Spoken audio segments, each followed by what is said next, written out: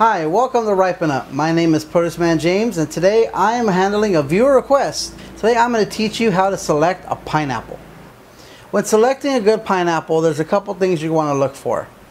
You're going to want a pineapple with a nice golden hue with a little bit of red in it. As you can see, there's very little green in the pineapple, and where it's starting to show its color, it's got yellow and a little bit of red in it. That's good. That's what you want. You're also going to want to smell your pineapple. It's going to have a nice aroma from it. You're going to smell the aroma. And then you're going to also look at the leaves. The tips are going to start to brown and curl. That's a good thing. That shows it's ripe. Also, you're going to pull the center leaves. They come out with no effort whatsoever. That's how you know. That's another indicator. In contrast, I have this pineapple here that's not quite ripe. As you can see, there's a lot of green in it. There's practically no yellow in it, save for this area here. The leaves, they are starting to turn, but in the center, they're really hard. They're not coming out. And there's no aroma to it. It's not ready yet. This pineapple here, I'm going to leave on my counter for about 2 to 3 days. Wait for the color to come in, wait for the leaves to come out, wait for that aroma, and then I'll be able to cut into it. Okay, when you're getting ready to cut your pineapple, you're going to get your cutting board, then you're going to lay your pineapple on its side. So then you're going to take your knife and you're going to cut about 1/2 inch down, right here. Just straight down, take that top off.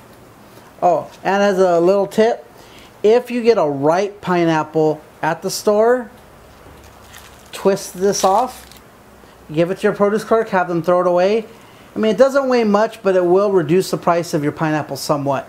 However, if your pineapple is unripe like this one and you do this, you're going to dry it out. So don't do it.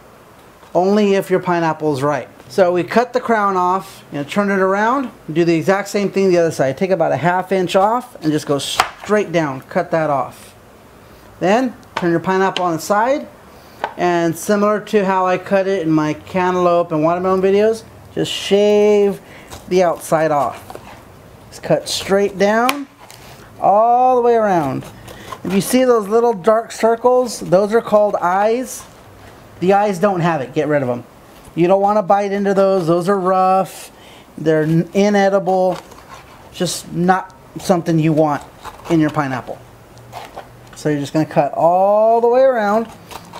Follow all the way around. Make sure you cut straight down. One more thing. As health-wise, a 1/2 cup of pineapple contains 131% of your daily value of vitamin C. So a little bit of this goes a long way if you need to add vitamin C to your diet. Okay, now that I have my pineapple cleaned up and ready to go, I'm going to show you how to make pineapple spears and pineapple chunks. So you get your pineapple, put it back on its end, and I like to cut it into fourths. I find it's a lot easier to work with. So I'm going to cut right down the middle, turn it 90 degrees, cut right down the middle again. That gives you 4 individual pieces to work with. So there we go, woohoo! And then as you notice in the pineapple, it's got an inedible core. You don't want to try and eat that. It's tough, it's chewy, just no good. You want to get rid of that. To remove the core, turn it on its side with the core touching the bottom, and take your knife and then cut the core off at an angle. And just remove it. There's the inedible core, gone. And right here, you either have one giant pineapple spear. If you want smaller pieces, just cut it into smaller pieces. And there you go, pineapple spears.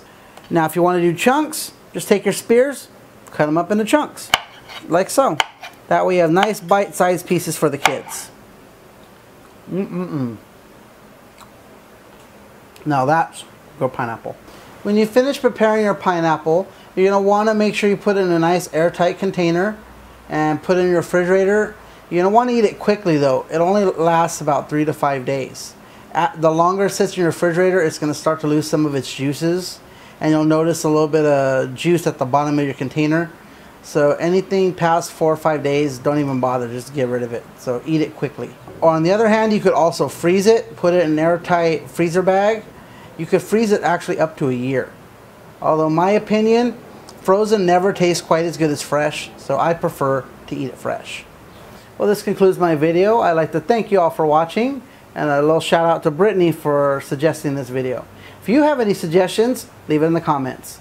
If you have any questions, I'll answer those there too. For future videos and updates, feel free to subscribe to my channel. I also have a Twitter, @ProduceManJames. I put links to my future videos, interesting produce facts that I may come across.